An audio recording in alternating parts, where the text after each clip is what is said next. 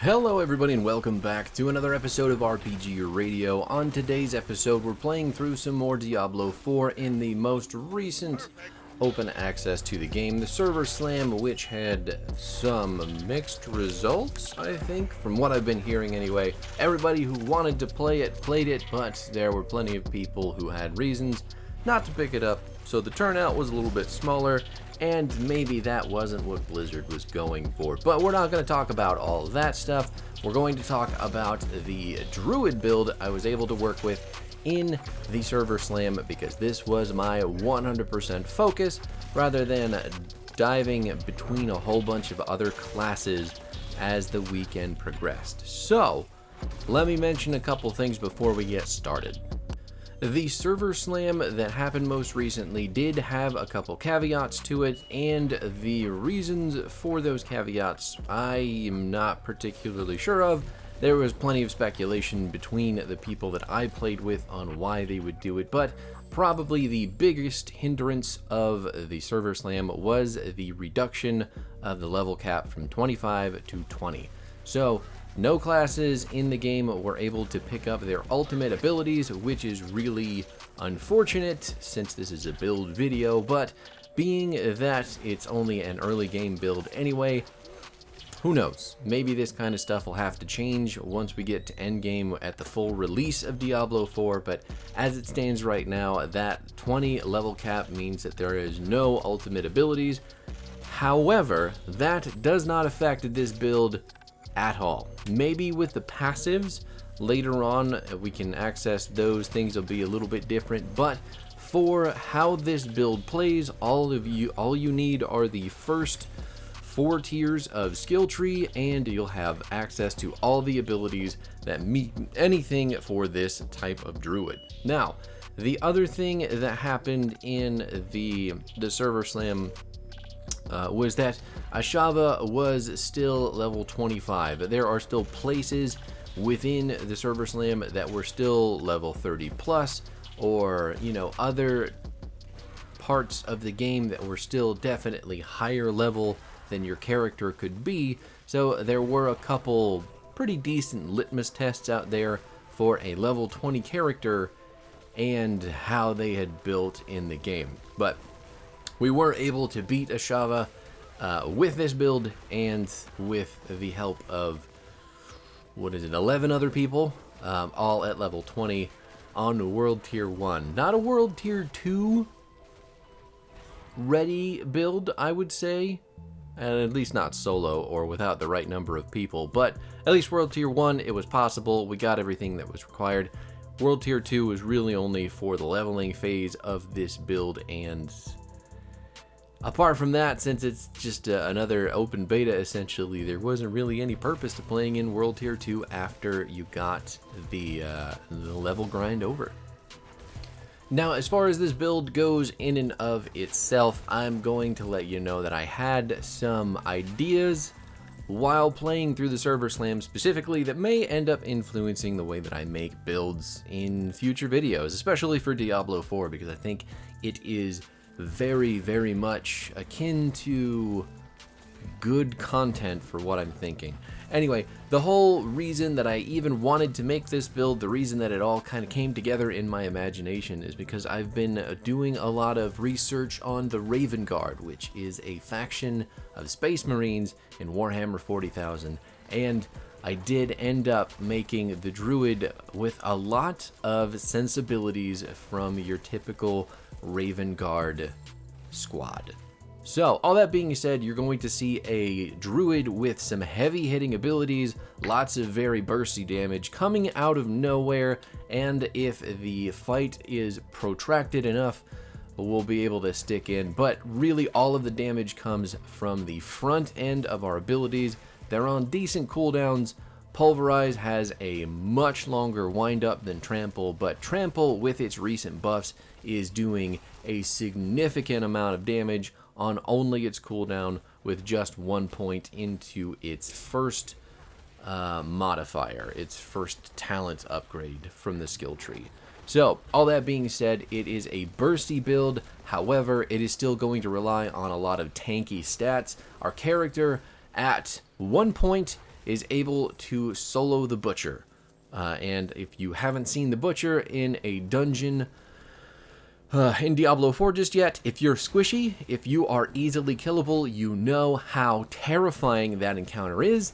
But this class is absolutely ridiculously well-tuned for one-on-one mano-a-mano Butcher battles, and it is fantastic. We'll save that footage for the end of the video, but feel free to skip ahead if you want. It's probably in the last 2-3 minutes of the video. It may be a tough fight, but it's not necessarily a long one.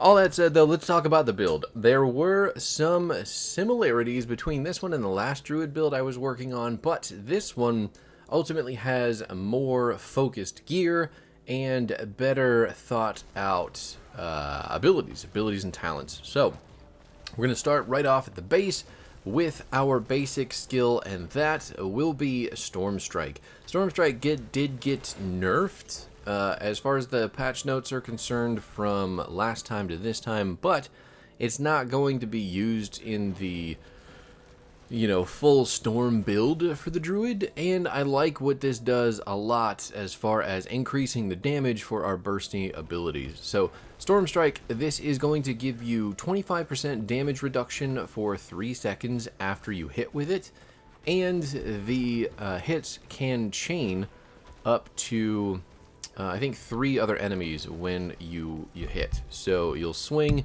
and the lightning will strike additional enemies when you do that.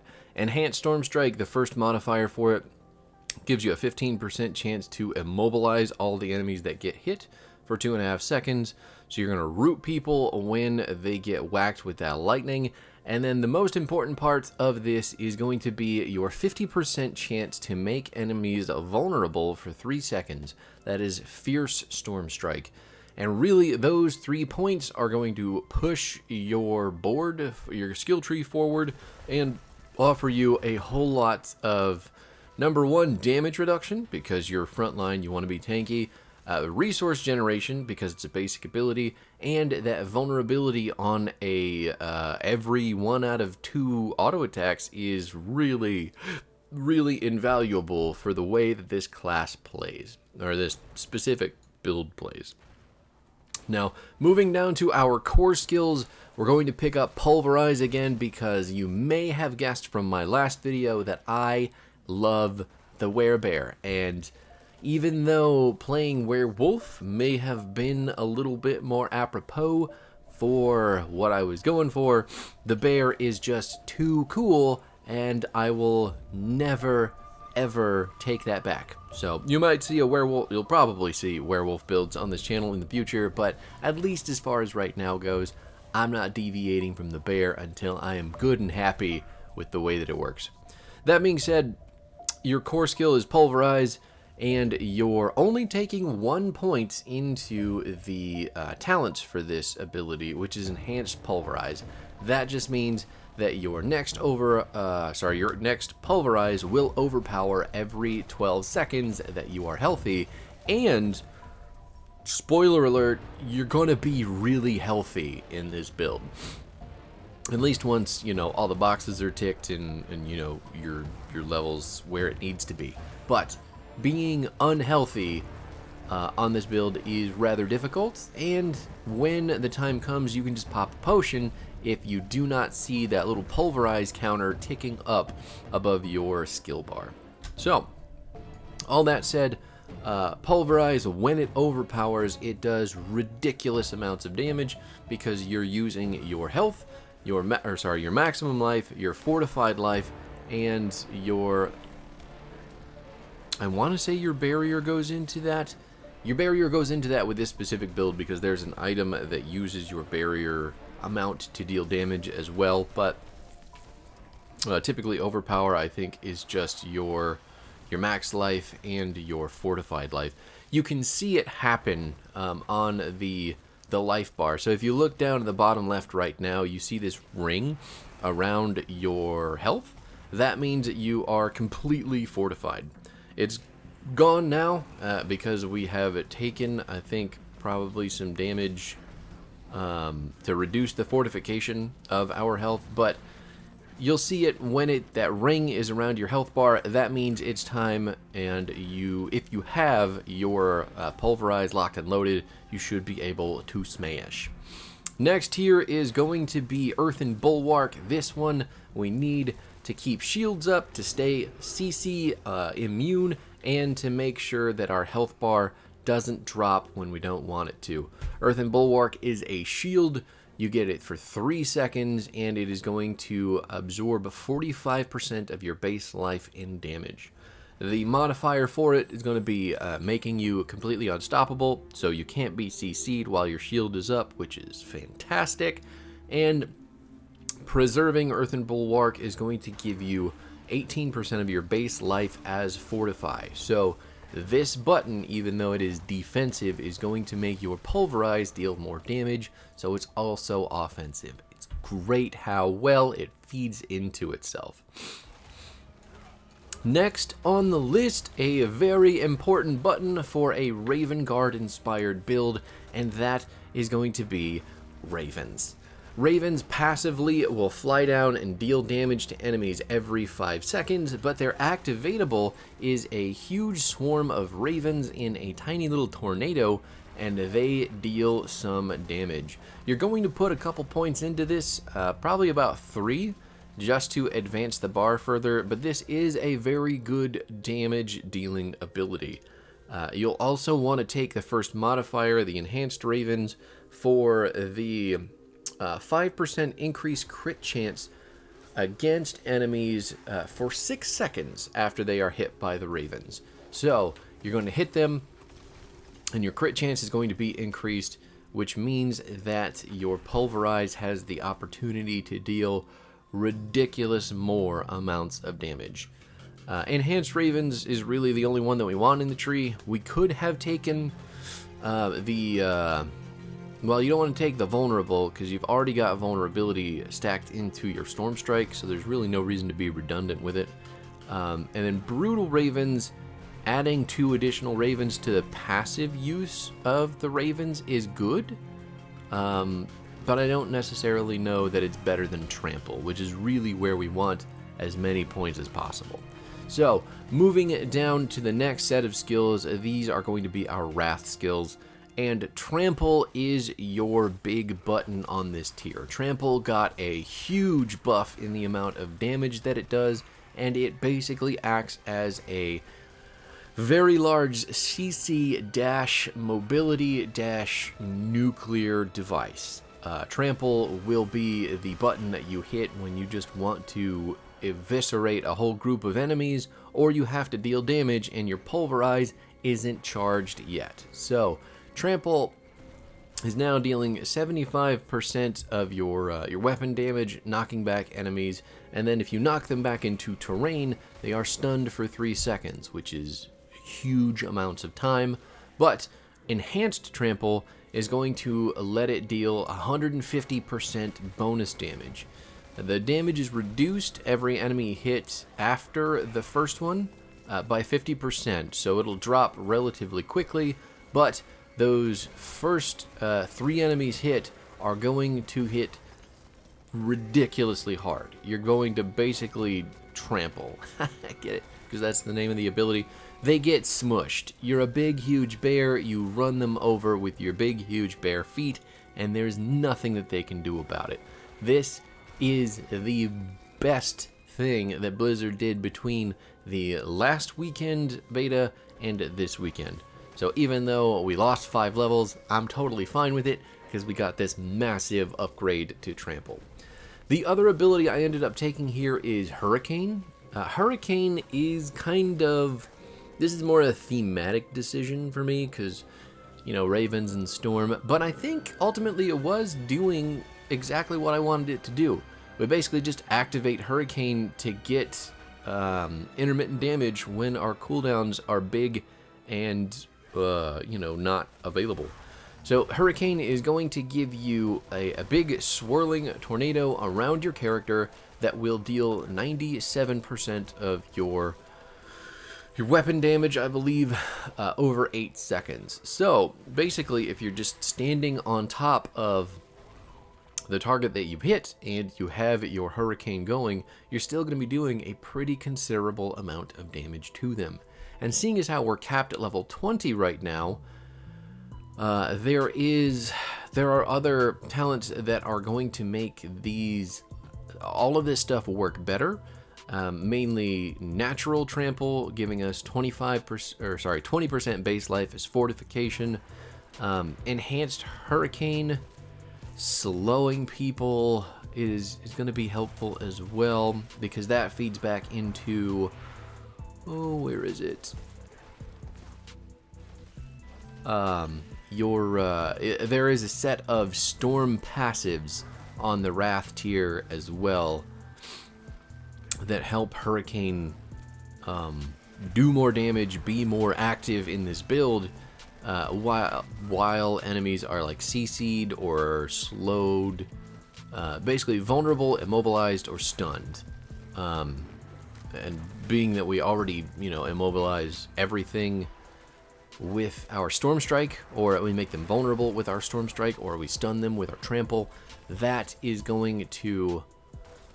I'm getting on a tangent. This isn't important for level 20 Druid Werebear Storm build, but when this game actually releases and I can fully commit to this build, it's going to be pretty fantastic, I think. So Hurricane, just remember, it's there. It's going to be much more important later in the build because there are a lot of passive talent that make it very good. But all that being said, right now it's just an extra button because I didn't want to have an empty slot on my hotbar, and I got really used to it, and now I like the way that it works with the build. So all that being said, those are the skills out of the way. There are some gear options that came in with this build that are really important, so let's pivot to those before we get this thing done. Now remember, these are just the legendary aspects for the gear. They do not require you to actually pick up a specific piece of gear, but the aspect may be affixed to the piece of gear that you're picking up, and that does mean that you can remove it at the occultist and imprint it on new gear, depending on which one you pick up. So specifically, the first one that we're going to look at is the Skinwalker's Adventurers.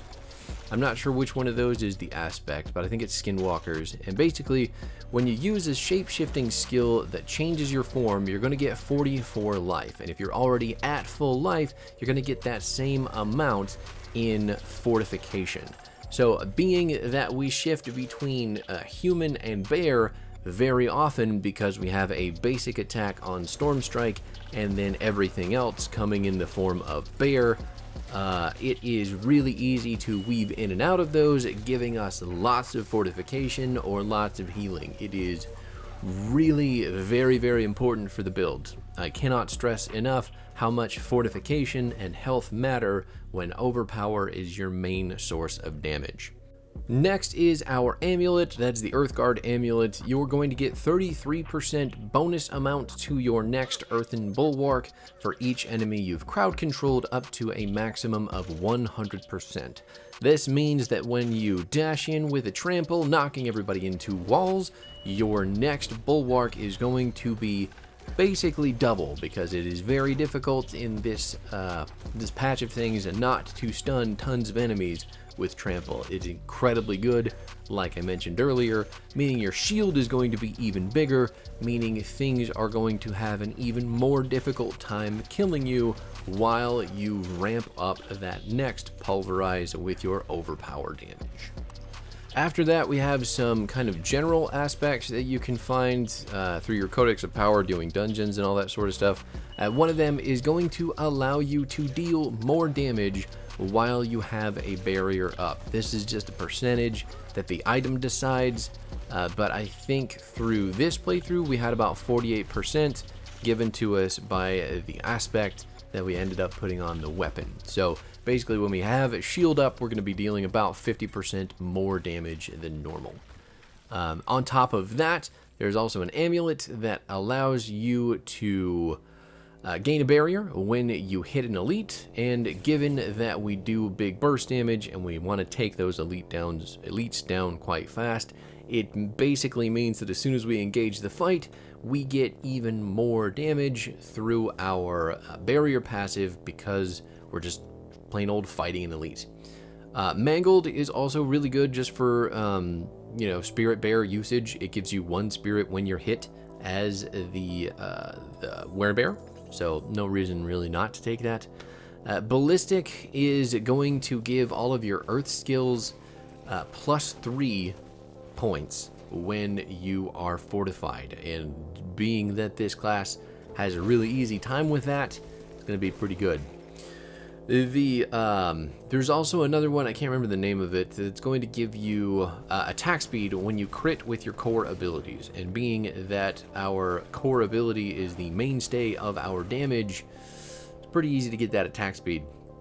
Also, Rapid is another really good one that just gives your basic skills attack speed, meaning Storm Strike. And since we're using a two-handed weapon that's normally very slow, Storm Strike is very good for that. As of right now with this build, those are the only aspects that you really want to use. Some of them you don't even need to use, as long as you have got the others. There is, sorry, I almost forgot, the Ursine Horror is the final pièce de résistance. The Ursine Horror lets your Pulverize deal, or it turns it into an Earth skill, and it is going to launch a whole bunch of spikes, Earth spikes like you're seeing on the screen now, up out of the ground for 2 seconds, dealing even more damage.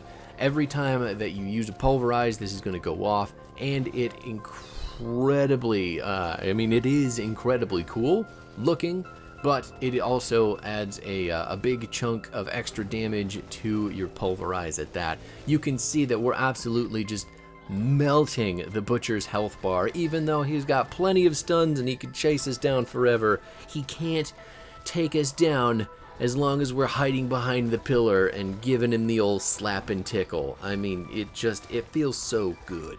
After all this screaming and running and kiting that I did the first time to kill this bad guy, just to whip out my balls and smash him. Oh, that's the good stuff. That's it for me, though, everybody. Thanks so much for hanging out. We'll be back next time, hopefully with the release of the game, and I'll see you there. Bye.